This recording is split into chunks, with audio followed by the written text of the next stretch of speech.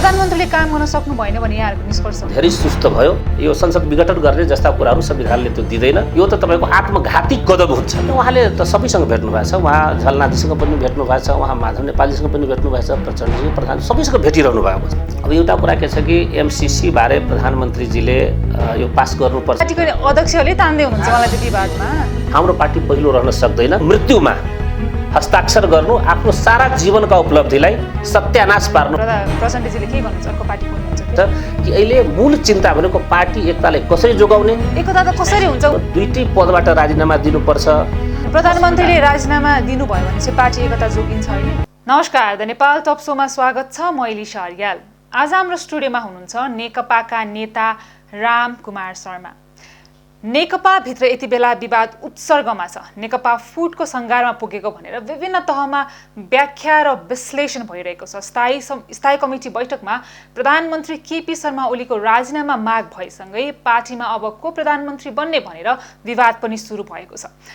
पार्टीभित्रका यी विभिन्न विवादको सहमति जुट्न नसके पछाडि स्थायी समिति बैठक स्थगित गरेर अध्यक्षद्वय प्रधानमन्त्री समेत रहनुभएका केपी शर्मा ओली र पुष्पकमल दाहाल प्रचण्ड यति बेला 1-to-1 वार्तामा छन्। तर 1-to-1 वार्ताबाट पनि कुनै पनि निष्कर्ष निस्किन सकिरहेको छैन। आज हामी रामकुमार शर्माजीसँग नेकपा भित्रको विवाद फुटको सङ्घारमा रहेको बेलामा अब कसरी समाधान गर्न सकिन्छ र पार्टीका अन्य विषयमा केन्द्रित रहेर कुराकानी गर्नेछौँ। आउनुहोस्, मलाई स्वागत गरौँ। स्वागत छ यहाँलाई। हजुर, धन्यवाद। नेकपा भित्र एकचोटि फेरि होइन प्रधानमन्त्री पदका लागि चाहिँ प्रधानमन्त्री केपी शर्मा ओली र प्रचण्ड बीचको झगडा चाहिँ सतहमा आएको छैन। महिनौसम्मको 1-to-1 छलफल अनि फेरि दुईजना भेटे गर्नुहुन्छ, छलफल पनि गर्नुहुन्छ, तर निष्कर्षमा नपुग्न सकेको बेलामा चाहिँ यस्तो अवस्थामा यहाँले कसरी निहालिरहनु भएको छ सबै घटनाक्रमलाई चाहिँ? यहाँको प्रश्न वास्तवमा अहिले तमाम नेपाली जनताले नेकपाको स्थायी समितिको बैठकप्रति सबैको गम्भीर ध्यान आकर्षण भएको छ। किनकि देशको प्रमुख पार्टी हो, संसदमा करिब 2/3 उपस्थिति छ।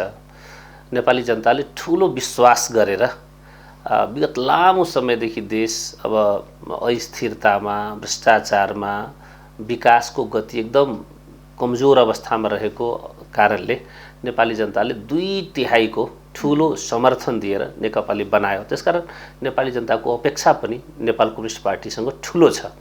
मोटामोटी यो मध्यान्तरको समय भयो।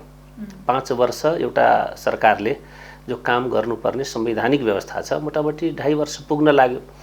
त 2.5 वर्ष हुँदा अब अहिलेको स्थायी समितिको बैठकको जो एजेन्डाहरू छ, 5-7वटा एजेन्डा छ। त्यसमा सरकारको समीक्षाको कुरा छ, पार्टीको समीक्षाको कुरा छ, एकीकरणको प्रक्रियाको कुरा छ। हजुर, त्यसपछि तपाईँको भन्नुहोस् कि नागरिकता जस्तो विषयहरू पनि छ। यी तमाम विषयहरू तपाईँको अहिले पार्टीभित्र यो स्थायी समितिमा आएको छ। र मुख्य गरेर अहिले जो तपाईँ द्वन्द्व देख्नु भएको छ, पार्टीभित्रको विवाद देख्नु भएको छ, त्यो भनेको अब अहिलेको हाम्रो सम्माननीय प्रधानमन्त्रीजीले 2.5 वर्ष उहाँ प्रधानमन्त्री भएर काम गर्नुभयो। अनि पार्टीको पनि उहाँ अध्यक्ष हुनुहुन्छ, कमरेड प्रचण्ड दोस्रो अध्यक्ष हुनुहुन्छ। त नेपालमा नेपाली जनताले नेकपाको सरकारबाट जुन प्रकारको अपेक्षा गरेका थिए, काम त्यसरी नभएको आम जनतामा एक प्रकारको परेको छ। त्यसकारण एउटा त्यो परेछ। दोस्रो कुरा के छ कि अब नेपाल कम्युनिस्ट पार्टीको एकता मोटामोटी त भएको छ, तर अझै पनि केही गर्न बाँकी नै छ। त्यसले पनि अलिकति पार्टी गति नलिएको भने पार्टीभित्र ठुलो एउटा आवाज उठेको छ या गुनासो छ।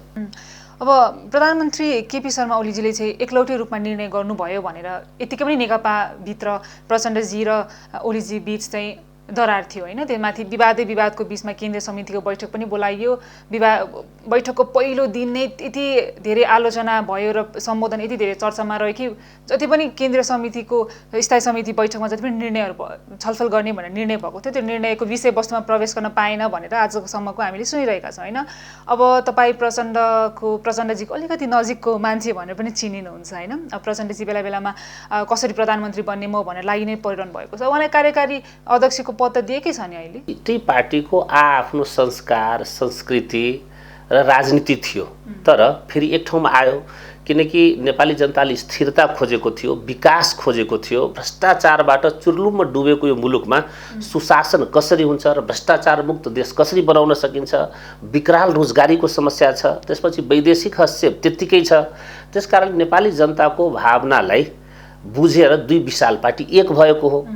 अब अहिले के एउटा पक्षले मतलब के दावा गर्दैछ भन्दाखेरि यो जो समर्थन नेपाली जनताले दियो त्यो त सम्माननीय प्रधानमन्त्री केपी ओलीजीकै व्यक्तित्वको कारण हैन दियो, राष्ट्रवादी छवि जुन छ त्यो कारणले दियो भन्ने छ।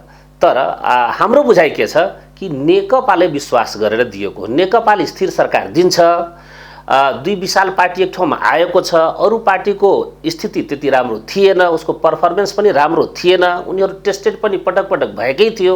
त्यसकारणले दुईटा कम्युनिस्ट पार्टीहरू एक ठाउँमा आइसकेपछि र दुईटा पार्टीभित्रका नेताहरूको पनि एउटा आफ्नै अनुभव, त्यसपछि देशलाई हेर्ने दृष्टिकोण, उसको नीति कार्यक्रम यो सबै हेरेर जनताले नेपाल कम्युनिस्ट पार्टी र दुईटी पार्टी एक ढिका भएर आएपछि विश्वास गरेर दिएको यो समर्थन, यो कुरालाई सम्माननीय प्रधानमन्त्रीजीले बुझ्नुभयो भने त्यसले एउटा सकारात्मक दिशातिर पार्टीले लान्छ। तर मेरो प्रश्न के हो भन्दाखेरि चाहिँ अब 5 वर्षको लागि प्रधानमन्त्री हुनुहुन्छ केपी शर्मा ओलीजी हैन, अब 2.5 वर्ष भइसक्यो, अब 2.5 वर्ष मात्र बाँकी छ। यो अवस्थामा चाहिँ प्रधानमन्त्रीजीले अब बाँकीको समय प्रधानमन्त्रीमै रहेर प्रचण्डले संगठन बनाउँदा चाहिँ के हुन्छ? हुन त पार्टी तपाईको कुरा सही छ, यसमा कुनै अन्यथा मान्नुपर्ने कुरा छैन। यो नेकपाको सरकार हो, 5 वर्षको लागि जनताले सरकार चलाउनुस् र देशलाई एउटा आर्थिक प्रगति गर्नुस्, देशमा सुशासन कायम होस् र देशका तमाम समस्याहरू सम्बोधन नेकपाले गरोस् भन्ने आशा र अपेक्षाको साथ 5 वर्षकै लागि दिएको हो।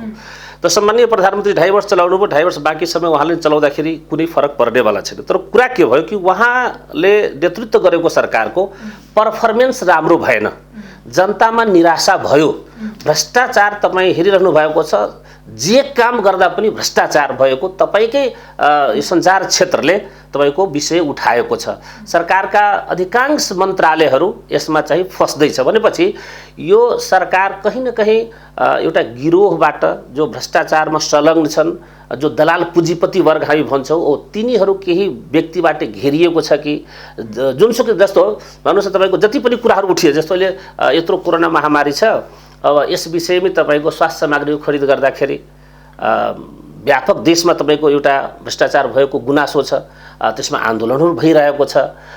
यस्ता दर्जनौं तपाईँको भ्रष्टाचार सम्बन्धी विषयहरू प्रधानमन्त्रीले काम गर्न सक्नु भएन भने यहाँहरूको निष्कर्ष हो। यसमा अहिले जो स्थायी समितिको बैठक बसेको छ त्यसमा कहीँ न कहीँ प्रधानमन्त्री हाम्रो सरकारले गरेको जो काम छ त्यो काम धेरै सुस्त भयो, जनता यसबाट सन्तुष्ट हुन सकेन। यसै प्रकारले सरकार अगाडि बढ्ने हो भने आगामी दिनमा हाम्रो पार्टीप्रतिको आकर्षण घट्छ, हाम्रो पार्टी पहिलो रहन सक्दैन र जनताले विश्वास गरेर जुन मत हामीले दिएको हो त्यो चाहिँ जनतासँग पनि धोखा हुन्छ।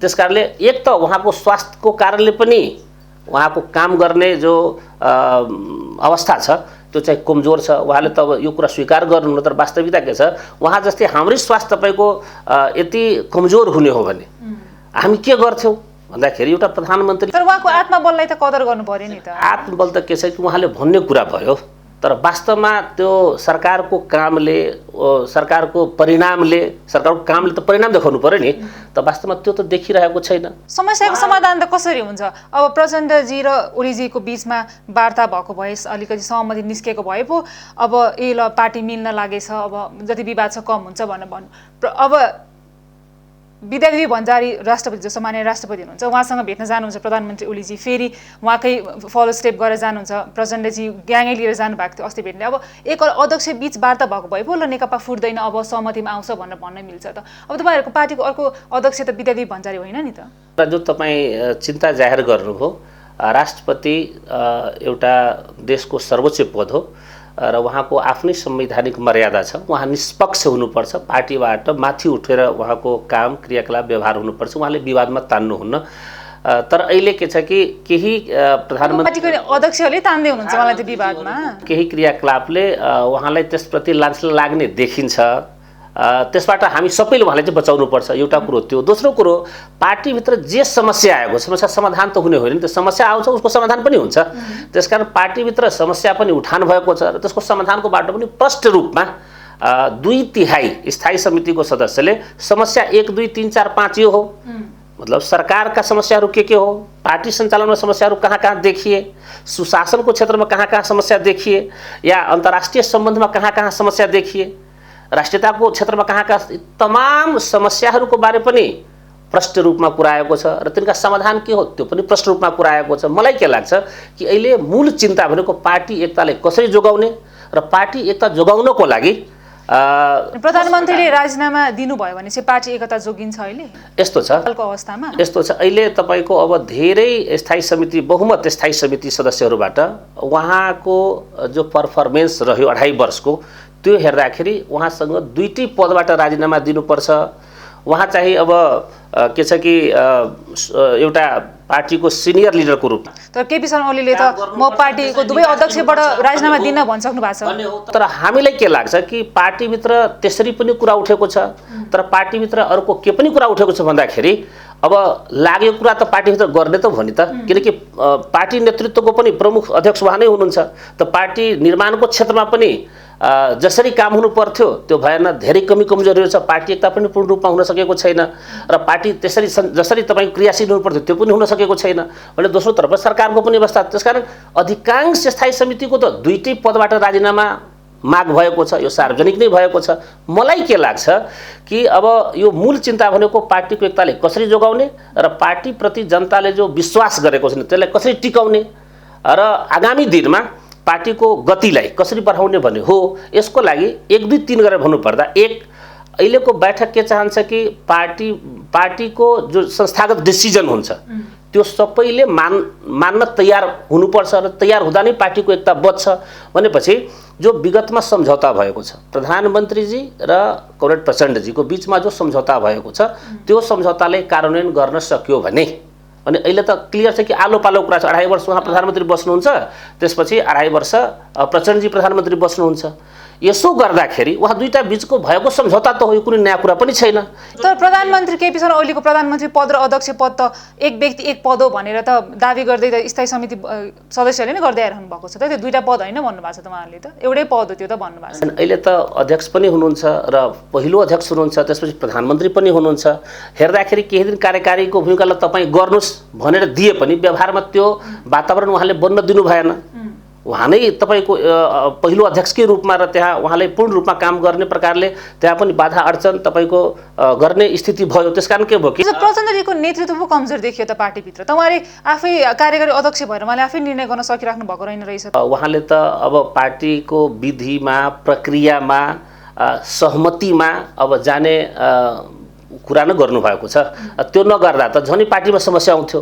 त्यसकारण के छ कि कमरेड प्रचण्डलाई फ्रिली अध्यक्षको भूमिकामा जसरी कार्यकारी अध्यक्ष तपाईँ भएर काम गर्नुहोस् त्यो गर्ने वातावरण बन्न दिएन, त्यो गर्न दिएन भन्ने कुरा हो। त्यसकारण अब अहिले पार्टीभित्रको मूल कुरा के छ, एक, पार्टीको संस्थागत निर्णयमा, सामूहिक निर्णयमा चाहिँ पार्टी चल्नु पर्यो, पार्टी विधिमा, प्रक्रियामा चल्नु पर्यो, पार्टी विधानमा चल्नु पर्यो। एक, सरकार पार्टीको निर्देशनमा पार्टीले संयोजनकारी भूमिका गर्छ, पार्टीले सरसल्लाह सुझाव दिन्छ र पार्टीको संयोजनमा सरकार चल्नु पर्यो। एक व्यक्ति एक पद, त्यो मात्रै प्रधानमन्त्रीजी र प्रचण्डजीको बिचको कुरा होइन। देशमा धेरै व्यक्तिहरू यस्तो हुनुहुन्छ कि एक व्यक्तिसँग धेरै पदहरू छ, मुख्यमन्त्री पनि हुनुहुन्छ, पार्टीको इन्चार्ज र अध्यक्ष पनि हुनुहुन्छ।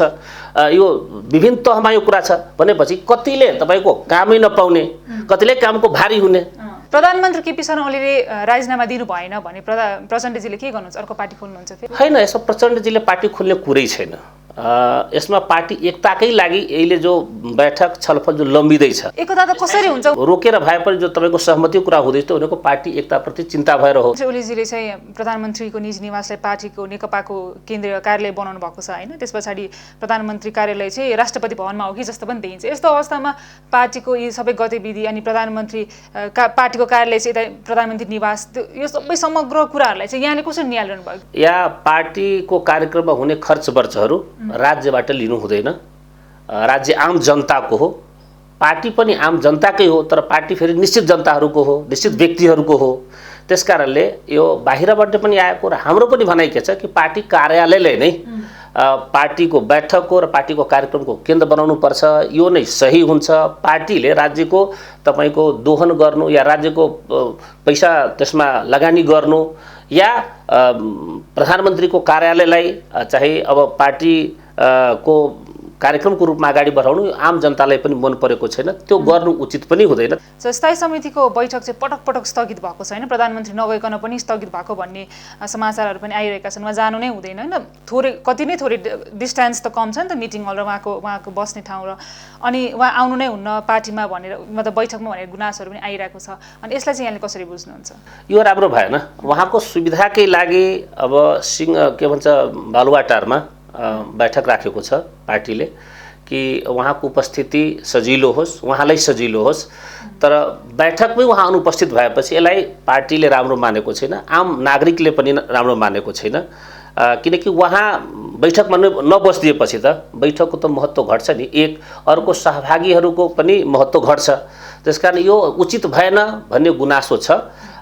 त्यसकारण मलाई के लाग्छ कि अब स्वास्थ्यको कारणले उहाँ अब त्यसो मतलब बैठकमा अनुपस्थिति जनाइरहनु भएछ वा उहाँको चित्त नबुझेर, किनकि अब स्थायी समितिको बैठकबाट त क्लियर तपाईको ठोस प्रकारले पार्टीको समस्या र समाधानबारे तपाईको विषयहरू उठेकोले उहाँले प्रिय नलागेर अब त्यो त्यसो भएको हो कि, तर अब पार्टीभित्र त तपाईको राम्रै कुरा हुन्छ त्यो त होइन नि त। स्थायी समिति बैठकमै पहिलो दिनमै प्रधानमन्त्रीको राजीनामा माग्नु भयो, पहिला त त्यो बैठकको एजेन्डाहरुमा छलफल गरेर पछि कुरा पहिलो राजीनामा पहिलो मागेको हैन, त्यसभन्दा पहिले त अन्य विषयहरुमा छलफल भएको छ। जब उहाँको कुरा के भयो कि मदन भण्डारी फाउन्डेसनमा उपस्थित भएर उहाँले जे विषय प्रस्तुत गर्नुभयो कि म बाहेक अब नेपालको बारेमा नेपालको हितमा बोल्ने कोही पनि नेता छैन, म मात्रै राष्ट्रवादी छु, अब भारततिरबाट मेरो राजीनामा मागेको छ, त्यसैको स्वरमा स्वर अब हाम्रा नेताले पनि त्यसैमा स्वरमा स्वर मिलाएर मेरो राजीनामा मागिदैछ भन्दाखेरि विदेशी मिडियाले प्रचण्डजीको तारिफ गरिरहँदा त प्रचण्डजीको बारेमा त्यस्तो कुरा आइहाल्छ भन्नुभयो। यसले के हो कि आम स्थायी समितिका सदस्यहरूलाई यसले आक्रोशित बनायो। यो कुरा त बिल्कुल गलत हो नि। एउटा व्यक्ति राष्ट्रवादी भएर कि यो देशको रक्षा हुन्छ र एउटा व्यक्तिमा धेरै राष्ट्रवाद हुने र बाँकी नेपालीहरू राष्ट्रवाद नहुने, यो अनर्गल कुरा पनि छ, यो सही पनि हो। त्यसकारण सम्माननीय प्रधानमन्त्रीबाट यो भारतले मेरो यो सरकार भारतले त्यसो बनाइदिएको भन्न पनि त मिल्यो नि त। त्यसकारण सम्माननीय प्रधानमन्त्रीजीको गरिमामय एउटा व्यक्तित्व, एउटा पदमा आसीन व्यक्तिले यो कुरा एकदम हलुङ्गो भयो, यो अरूलाई आरोपित गर्ने पनि भयो, यो अरूलाई तल खसाउने पनि भयो। त्यसले गर्दा के भयो कि राजीनामाको विषय ढिलो आउँथ्यो, नआउन पनि सक्थ्यो, तर उहाँको यो गतिविधिले मान्छेलाई उहाँको राजीनामा माग्न तपाईको तत्कालै बाध्य बनाउने स्थिति पनि बनायो। हुन्छ, अब सभामुखलाई नै जानकारी नगराइकन पूर्व सूचना नदिकन चाहिँ उहाँले संसदको अधिवेशन अन्त्य गर्नुभयो होइन। अनि अब के हो, यो लोकतान्त्रिक व्यवस्था हो कि एकलौटी तानाशाही स्थापित हो? अब यो कुरा यिनै कुराहरू तपाईको कहीँ न कहीँ उहाँको राजीनामा मागमा एउटा मेजर विषयहरू भएको छ के। पार्टीभित्र संस्थागत प्रकारले तपाईको बैठक नगर्ने या संस्थागत निर्णयलाई, पार्टीको विधिलाई, प्रक्रियालाई, विधानलाई भन्दा माथि गएर आफूलाई बुझ्ने, भ्रष्टाचारका यत्रो कुरा उठेको छ। अब तुरुन्तै एउटा आयोग बनाएर, एउटा छानबिन समिति बनाएर म त्यसमा छैन, मेरो मन्त्री त्यसमा छैन भनेपछि त तुरुन्तै गर्न सक्यो नि त। भनेपछि अब देशैभरि दर्जनौं यस्तो ठुल्ठुला भ्रष्टाचारको विषय उठेको छ, तर त्यसप्रति सिरियस नहुने या तपाईको मानुष राष्ट्रियताको विषयमा आफू मात्रै राष्ट्रवादी बाँकीलाई चाहिँ अब तल पारेर देखाउने। अनि यो विधेयक जो दल विभाजन सम्बन्धी विधेयक थियो, हामी सबैलाई थाहा छ, यत्रो महत्त्वपूर्ण विधेयक कि हाम्रो संविधानमा के हो कि विगतको सरकार जो तपाईको धेरै साना पार्टीहरू भए, सरकार स्थिर भएन, यसले गर्दाखेरि देशमा अनेक समस्याहरू आए। यी तमाम समस्या हल गर्न कि थोरै पार्टी होस्, बलियो सरकार होस् भन्ने उद्देश्यले तपाईको यो 40% को व्यवस्था गरेको, केन्द्रमै पनि 40% र सरकारमा पनि। त्यसो गर्दाखेरि पार्टी फुट्न पाउँदैन। तर त्यस्तो महत्त्वपूर्ण विषय त राष्ट्रिय सहमतिको विषय हो नि त। धेरै मुद्दाहरू जो राष्ट्रियतासँग जोडेको, राष्ट्रिय महत्त्वको जो मुद्दाहरू छ, जसमा हाम्रो पार्टी र सरकार भन्दा अरूको पनि सरोकार छ, त यस्ता महत्त्वपूर्ण मुद्दाहरूमा प्रधानमन्त्रीजीले सर्वदलीय बैठक गर्ने, आफ्नो पार्टीभित्र सहमति गर्ने अनि ल्याउँदा सजिलो हुने हो। तर उहाँले जसरी चोर बाटोबाट ल्याउनु भयो, त त्यसले गर्दाखेरि के भयो कि उहाँप्रति आक्रोश जन्मिने काम भयो, विचारहरू व्यक्त गरिदिनु भयो। यी विचारले चाहिँ तपाईको उहाँप्रति एउटा आक्रोश जन्माउने काम भयो। त्यसकारण हाम्रो भनाइ के छ, उहाँको राजनीतिक जीवन धेरै लामो छ, उहाँले कम्युनिस्ट पार्टीमा धेरै योगदान गर्नुभएको छ, उहाँको योगदानलाई पुरै पार्टीले सम्मान गरेकै छ। तर के छ कि तर पार्टी ठुलो हो नि त, पार्टीले नै उहाँलाई नेता बनायो, अध्यक्ष बनायो, पार्टीले नै उहाँले प्रधानमन्त्री बनाएको छ। त अहिले पार्टीले उहाँलाई त्यस ठाउँमा राख्दाखेरि पार्टीले असजिलो भइरहेछ, जनतालाई असजिलो भइरहेछ। यसरी नै सरकार चलिराख्यो भने आगामी दिनमा यो पार्टीले धेरै ठुलो क्षति बेहोर्न सक्छ, यो पार्टीले लागिरहेको छ। हुन्छ, सुन्नमा के पनि आइरहेको छ भन्दाखेरि चाहिँ प्रचण्डजी र केपी शर्मा ओलीजी बीच जुन विवाद भइरहेको छ यो चाहिँ एमसीसी तुवाउनको रणनीति पनि हो भनिन्छ हो। अब एउटा कुरा के छ कि एमसीसी बारे प्रधानमन्त्रीजीले यो पास गर्नुपर्छ भनेर उहाँले अब एक प्रकारले लाग्नु भएको छ। उहाँले पार्टीभित्र पनि दबाब सिर्जना गर्नुभएको छ र सम्मान्य सभामुखलाई पनि उहाँले दबाब सिर्जना अस्ति बजेट भाषणमै बोलेर गर्नुभयो। तर के छ, केन्द्रीय समितिको बैठकले अब यसको लागि 3 सदस्य सबैलाई थाहा छ एमसीसी बारे एउटा अध्ययन कार्यदल बनाएको छ र त्यो कार्यदलको रिपोर्ट अनुसार चाहिँ एमसीसी नगर्ने होइन। अब अर्बौं अरब रुपियाँ आएछ त्यत्रो, अनि विदेशबाट आएको पैसा त हामी देश हितमा खर्च गर्ने हो नि त। तर कुरा के छ कि त्यो विदेशबाट आउने पैसा हाम्रो सहयोगको लागि हो, हाम्रो सेवाको लागि हो, या हामीमा शासन गर्नको लागि हो भन्ने प्रश्न छ। त्यसकारण हाम्रो भनाइ के छ कि एमसीसी का दर्जनौं प्रावधान हाम्रो देशको कानुनभन्दा फरक छ, हाम्रो देशको हितमा छैन। त्यो विकासको नाममा जो प्रोजेक्ट आइरहेछ त्यसको भित्र सैन्य एउटा शक्ति नेपालमा प्रवेश गर्ने र हाम्रो जो एउटा अन्तर्राष्ट्रिय जो हाम्रो सिद्धान्त छ देशको पञ्चशीललाई मान्ने, दुई छिमेकीको बीचमा राम्रो सम्बन्ध गर्ने, कसैलाई तपाईको तरङ्गित नबनाउने, उत्तेजित नबनाउने, कसैको अहित नगर्ने जो हाम्रो नेपालको जो नीति रहेको छ र जसले नेपाललाई राम्रो पनि गरेको छ र भविष्यमा यसले नै गर्ने हो, त यी विश्वासले तोड्नुहुन्न। त्यसकारण एमसीसी को मूल विषय नल्याउने होइन, ल्याउनुपर्छ। त्यसमा पार्टीको जो सुझाव आएको छ कार्यदलको त्यसअनुसार चाहिँ संशोधन गरेर त्यो छलफल गरेर अनि त्यसपछि हाम्रो देश हित अनुकूल आउने गरी त्यसलाई कार्यान्वयन गर्ने, यो पनि एउटा ठुलो विवादको विषय हो। यसलाई पनि जुगाको विषय बनाउनु हुन्न। प्रधानमन्त्रीजीले अब यो पास हुनै पर्छ, गर्नै पर्छ भन्ने कुराबाट पछाडि हट्नुपर्छ। यसमा पनि पार्टीको जो एउटा नीति आउँछ, पार्टीको जो एउटा डिसिजन आउँछ त्यसलाई नै प्रधानमन्त्रीले मानेर जाँदा ठिक हुन्छ। अब बुदागत रूपमा यसको एन्सर दिनु होला हैन। अब चीनको थोरै कुरा गरिहालौँ। अब नेकपा पार्टीको जति पनि रणनीति हुन्छ त्यो चाहिँ सगरमाथा पारीबाट नै तयार भएर आउँछ भनेर भनिन्छ नि हो। अब के हुँदो रहेछ तपाईको जस्तो यो जुन प्रकारको हामी सिद्धान्त र विचार ग्रहण गर्छौं त्यस प्रकारका हाम्रा अन्तर्राष्ट्रिय सम्बन्धहरू पनि त्यस प्रकारको हुने गरेको छ। जस्तो कांग्रेसहरुको अब एउटा बुर्जुवा लोकतान्त्रिक एउटा सिद्धान्त छ भने उनीहरुको त्यसै प्रकारको संसारभरि एउटा सम्बन्ध छ। हाम्रो नेपाल कम्युनिस्ट पार्टीको मार्क्सवादी लेनिनवादी या कम्युनिस्ट पार्टी को रूपमा छौं र हामीले मार्क्सवाद लेनिनवादलाई सिद्धान्त र दर्शनको रूपमा हामी ग्रहण गरेका छौं। त स्वाभाविक रूपमा उत्तरी छिमेकी मुलुक पनि अब कम्युनिस्ट पार्टीको सरकार छ त भनेपछि उहाँको पार्टी र हाम्रो पार्टी बीचमा मैत्रीपूर्ण सम्बन्ध हुने नै भयो, त हुनुपर्छ। यसमा कुनै तपाईको यो गलत गर्यो हाम्रो पार्टीले त्यो चाहिँ कसैले भनेको पनि छैन र भन्नु पनि हुँदैन।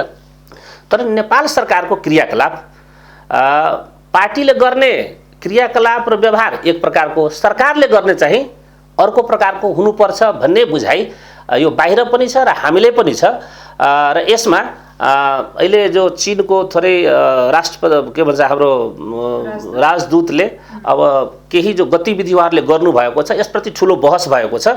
धेरै लागेको छ कि अब हाम्रो पार्टीको एकता जो अहिले छलफल बहसमा छ कि पार्टी टुट्छ कि पार्टी के हुन्छ यसको भविष्य, त्यसबाट चिन्तित भएर उहाँले थोरै भूमिका गर्नुभएको छ। पर यसमा के छ कि कुनै पनि देशको छिमेकीले मतलब भन्नुस् न मित्र राष्ट्रहरूले यदि हाम्रो पार्टीको एकतालाई बचाउनको लागि अब सरसल्लाह सुझाव दिनुहुन्छ भने हामीले शुभकामना दिनुहुन्छ, त्यसलाई नराम्रो किन मान्ने? तर एउटा मर्यादा चाहिँ हुनुपर्छ, एम्बेसडरको एउटा मर्यादा हुनुपर्छ। अहिले चाइनाबाट त्यस्तो भयो, भोलि भारतबाट होला, पछि अमेरिकाबाट होला। त्यसकारण डिप्लोमेटिक क्षेत्रहरूको एम्बेसडरहरूले हाम्रो मुलुकमा गर्ने जो गतिविधि छ त्यो चाहिँ एउटा मर्यादामा सीमामा भएको राम्रो।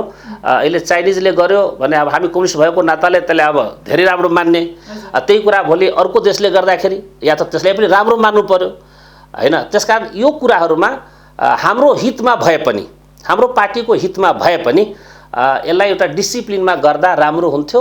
र यसमा जो बाहिरबाट अलि गुनासो आएको छ, अलि विरोध आएको छ, सरकारले गर्ने तमाम गतिविधि, किनकि सरकार त आम जनताको हो, पार्टी हाम्रो 8 लाख सदस्यहरू छौँ या यो पार्टीको समर्थक शुभचिन्तकहरूको पार्टी हुने भयो, तर सरकार त आम नेपाली जनताको हो र यो अन्तर्राष्ट्रिय सम्बन्ध के छ कि कुनै एउटा पार्टीको हुँदैन, एउटा राष्ट्रिय सहमतिको आधारमा चल्छ। त्यसकारण यी यस्ता विषयहरूमा सरकारले कूटनीतिक मर्यादालाई, कूटनीतिक डिसिप्लिनलाई र एउटा राष्ट्रिय सहमतिहरूलाई ख्याल गरेर र बाँकी राष्ट्रहरूलाई पनि हाम्रो तमाम गतिविधिले असर नपरोस्, नकारात्मक सन्देश नजाओस्, यी तमाम कुरालाई विचार गरेर बढ्दा राम्रो हुन्छ भन्ने हामीलाई लाग्छ। हुन्छ, अब चीनमा संसदीय व्यवस्था छैन होइन, लोकतन्त्र छैन, अनि आम वाक स्वतन्त्रताको हक छैन, खुला संसार छैन, मानव अधिकारहरू केही पनि छैन होइन। कि नेकपा अब यति धेरै कुराहरू यहाँले भन्नुभयो, अब चिनिया मोडलै हो भनेर भनिदिन्छ होइन, सगरमाथा पारेबाटै सबै नेकपाको कार्यविधिहरू रणनीतिहरू तय भएर आएको भनिरहँदाखेरि चाहिँ कि नेकपाले कतै यी सबै कुराहरू फेरि फलो गर्न लागेको त छैन। त्यस्तो छैन। चाइनाको व्यवस्था अब त्यहाँ पार्टी सुपेरियर छ भनौँ न, पार्टीको सर्वोच्चता छ होइन। तर हाम्रो यहाँ त के छ, पार्टीको सर्वोच्चता संसदीय व्यवस्था छ, यहाँ लोकतान्त्रिक व्यवस्था छ, यहाँ तपाईँको भन्नुहोस् कि चेक एन्ड ब्यालेन्सको अवस्था छ, यहाँ तपाईँको फ्रिडम छ सबै क्षेत्रमा।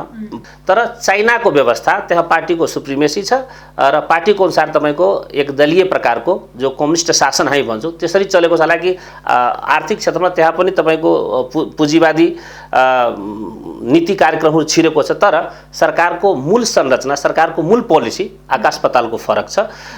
हाम्रो आफ्नै राजनीति छ, हाम्रो काम गर्ने आफ्नै तौर तरिका छ, हाम्रो पार्टीको काम गर्ने सञ्चालन गर्ने पनि आफ्नो तौर तरिका छ। त्यसकारण यी दुई भिन्न कुरा छ।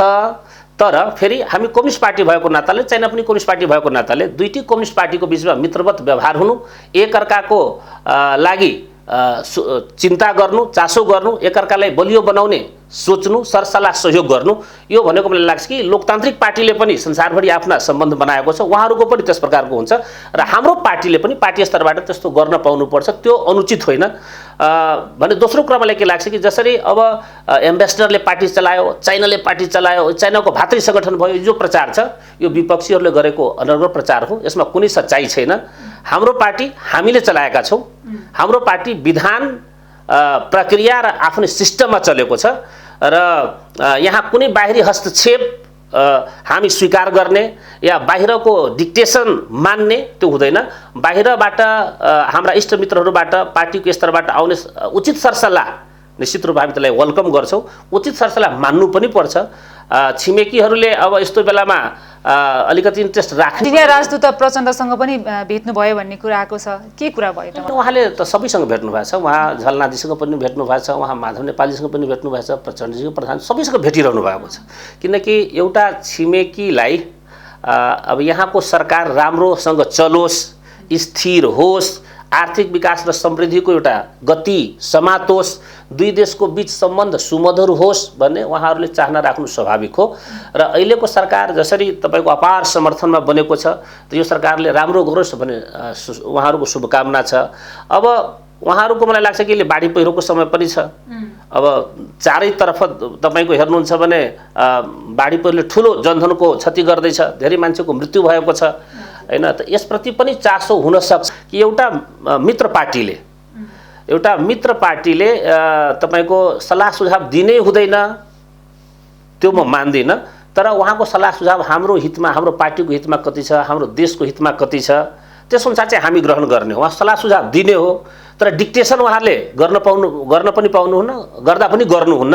हामी यसै रूपमा यसलाई लिनुपर्छ र हामीले हाम्रो पार्टीको तमाम गतिविधि हामी आफ्नो नीतिभित्र बसेर गर्छौँ, पार्टीको तमाम निर्णयहरू हामी आफ्नो नीति र विधानभित्र बसेर गर्छौँ। त्यसकारण यसमा कसैको डिक्टेसन को त्यो कुनै अर्थ पनि हुँदैन।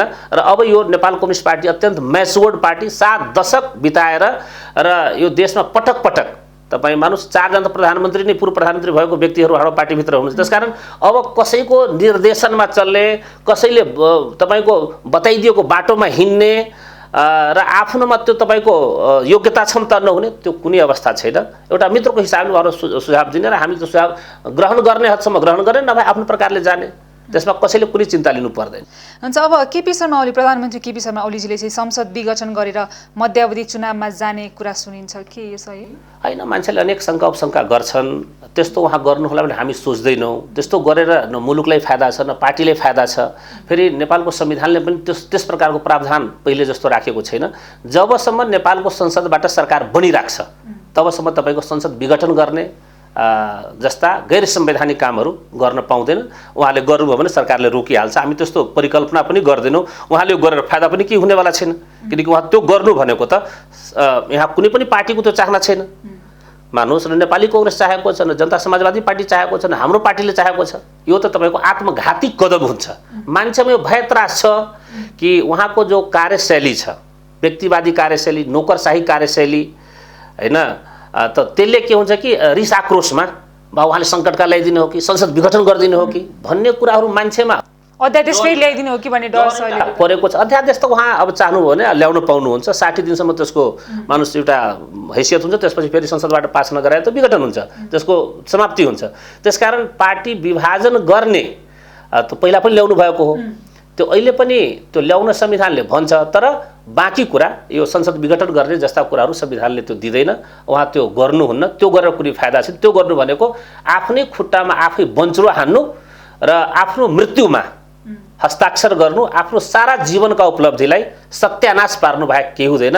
हाम्रो प्रधानमन्त्रीजी जो जीवनमा यति धेरै त्याग सङ्घर्ष गरेर एउटा शिखरमा पुग्नु भएको छ, उहाँबाट त्यस्तो गल्ती हुन्छ, उहाँले त्यस्तो गर्नुहुन्छ भने हामी सोचेका छैनौँ। हुन्छ, यहाँको समय र विचारको लागि धेरै धेरै धन्यवाद। यहाँलाई पनि मेरो विचार यस्तो महत्त्वपूर्ण समयमा जनताबीच लगिदिनु यसको लागि हार्दिक धन्यवाद।